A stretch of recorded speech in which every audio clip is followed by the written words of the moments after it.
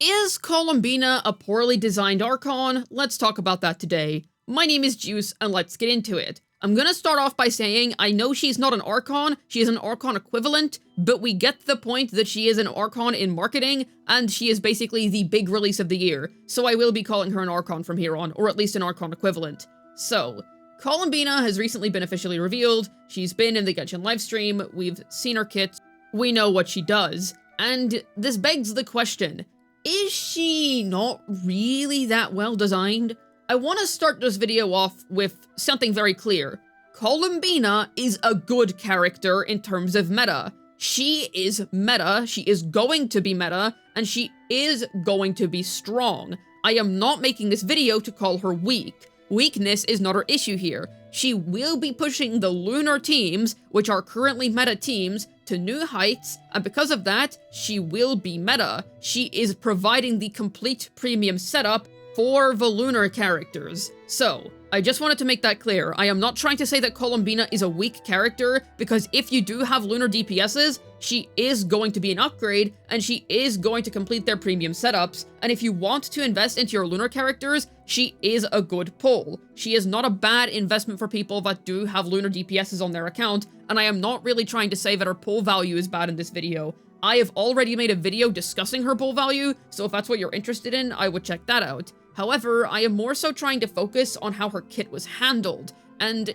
was it really handled in the right way? Now, I will say this, I kind of predicted that her kit was going to be like this, and I am not really surprised that this is the end result, for a few reasons. First of all, I feel like Genshin has kind of been going this way with kit designs for a while now. It started with Skirk, you could argue it started back with Moika, but I'll say that it got really evident with Skirk. If you don't have a Scoffier, that unit is genuinely just so much worse, it's ridiculous, and Constellations don't really fix it. At least with Flynn's, Constellations do fix it. You get a C1, congratulations, you've compensated for no Inefa. With Nafer, it's a bit worse than Flynn's, but I won't say it was as bad as Skirk. Skirk was easily the worst instance of this. It's pretty clear that Genshin has been going in a more niche direction, so to speak, with team building, in the sense that generally when you're pulling for characters, you're trying to pull for their complete team, as opposed to pulling for generalists like it was before. Durin is a generalist, and he was one of the first generalists that we got out of a Notcry region, and I was kind of able to tell during Durin's release that, okay, if you get Durin, he's going to be the great investment for people that are interested in Hex and Zircle characters, and for Columbina's release, she's for everybody that's investing into lunar teams. It's pretty clear that Genshin has been going for a more rigid structure in terms of their team building, and Columbina's release culminates in that. I will say it's pretty common knowledge at this point that at least ever since Sumeru, the Archon of the region always helps out the characters that came before them. They always provide them with a new power ceiling. This is nothing new. It happened from Sumeru onwards. Now with Lady Farina, I can understand Hoyoverse not wanting to make another character that was as dominant as she was in the meta, and then Moika, she was also made to be ridiculously strong and high value, and maybe they're just trying to stray away from that. Alright. Well then let's take a look at Nahida, who is a more balanced support Archon, in my opinion. Whenever she came out, she buffed the Sumeru characters that came out before her, she continued to be good in Dendro teams, but another thing is that she also was good for non-Sumeru characters. If you were just trying to make Dendro teams in general, she was a great component and she was the best Dendro component. But if you had no team that already existed for your newly pulled Nahida, that's fine, there were still plenty of other teams that you could put her in where she is good.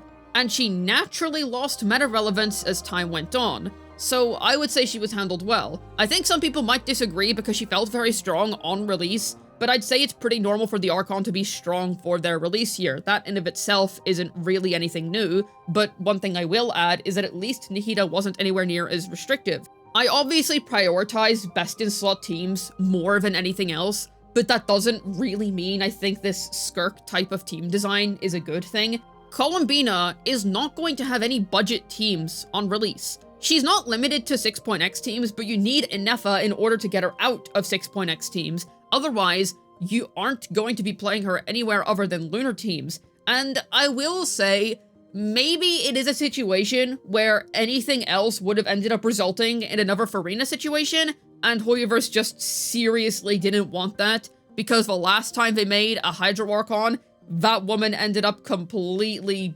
dominating the meta, and Lady Farina is still a great character if you've invested into those older characters, and even now, she's still a very good Skirk teammate. So ultimately, it was very predictable that Columbina was going to be more on the niche side, but I still feel like this discussion is worth having, simply because it's clear that Genshin has been doing this for a while now, and I think it's really odd that we're in a situation where the Archon is skippable in favor of more niche teammates, and to be honest, some people might think this is a good thing.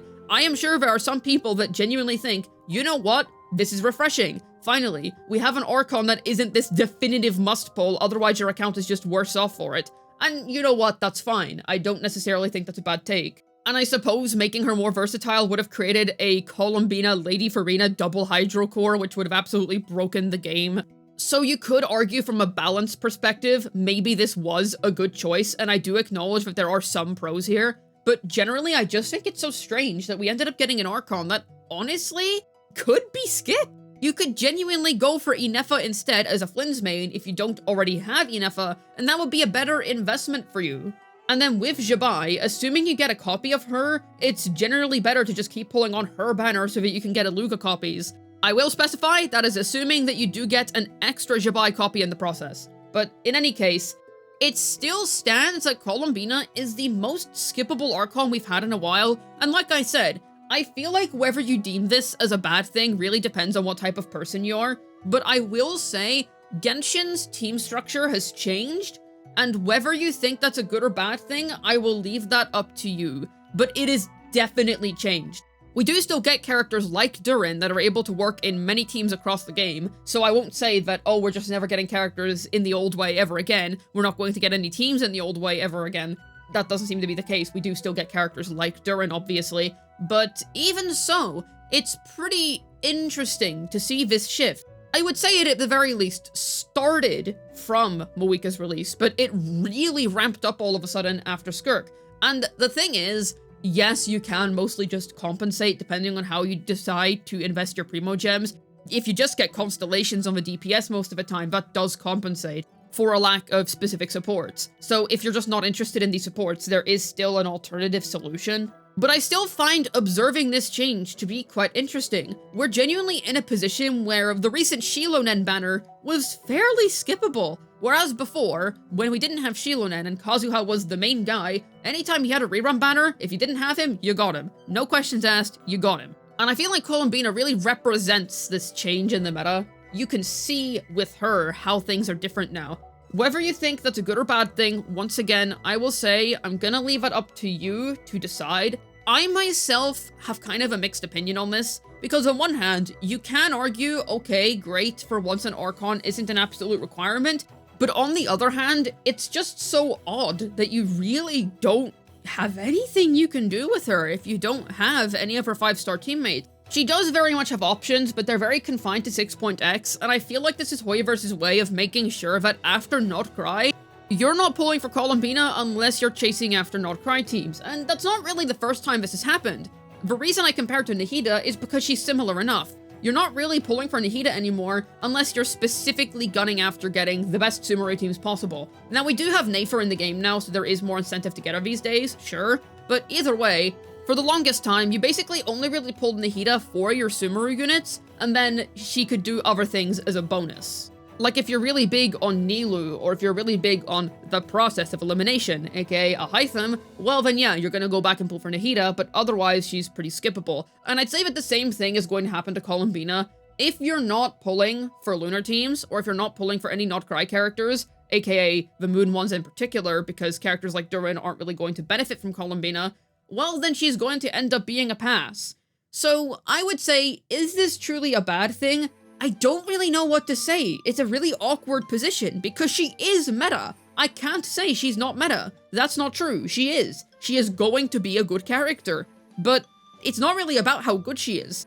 It's about the fact that she's very restrictive, and people that are just going to be downloading the game for her also have to pull for Inefa or Jabai in the second half. Otherwise, they just don't have a team to use Columbina in, and I find that quite interesting, I suppose.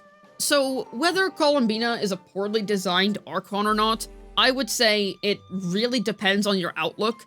It depends on if you think her being the culmination of Genshin's recent direction with teams is a bad thing or not. and I feel like it also depends on, do you think Archons deserve to be as broken as Lady Farina and Moeka were? If you don't think so, well then perhaps you're gonna be a little bit more friendly towards how Columbina was handled. But if you think that they should be broken, and they should be versatile, and they shouldn't be this restrictive, then I assume you're gonna have a more negative opinion. But it's really going to depend, and I can see both sides, but I personally don't love it. I don't think it was the best way to handle it, and while I don't particularly have an answer off the top of my head as to how they could have made sure this character wouldn't have been absolutely broken otherwise, she just feels very straightforward, and ultimately it's just not that exciting. I do really like Columbina as a character, but I do believe that her kit just could have been a bit more interesting. At least her animations are pretty. Hopefully this video was able to tell you whether Columbina is a poorly designed Archon or not. This has been Juice, signing out, and to be honest, the biggest thing I'm looking forward to in regards to Columbina is seeing her story continue. Not Cry has been a banger so far story-wise, holy guacamole.